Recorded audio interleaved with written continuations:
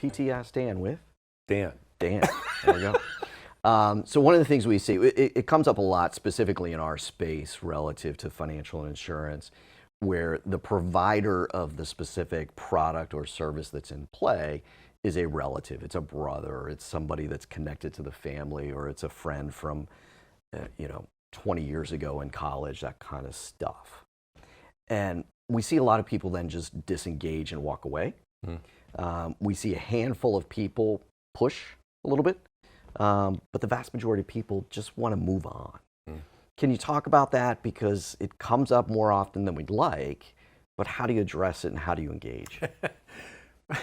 Well, first of all, this isn't the ideal sales scenario. Of course, Let's face that. It's a good time to practice some of your sales skills so that when you're actually in front of a real live prospect that could buy from you, you're already prepared. So, but having said that, what do you do there? So let's give an example. I want you to pretend that you own a furniture store.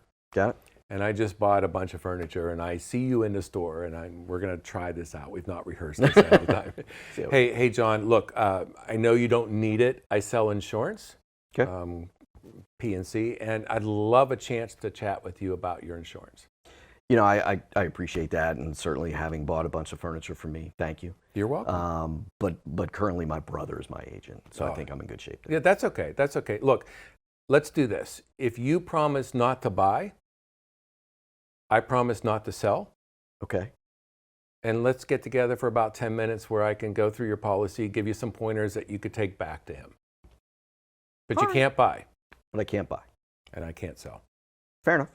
All right. So providing that he's okay with that, what happens then is you get together and you get the policy and you just start ripping it apart.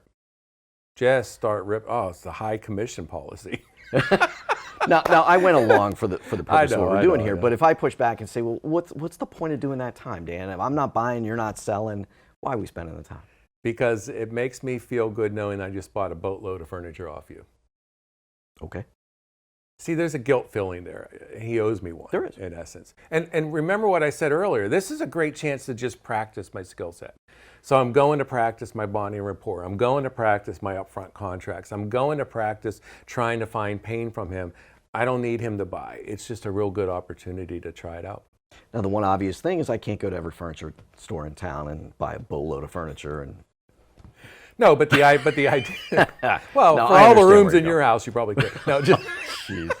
But the idea is the same. It is, somebody says, oh, I buy from my brother, or hey, we used a kid down the street to do our IT, or whatever. It's all the same type of scenario, which is no worries.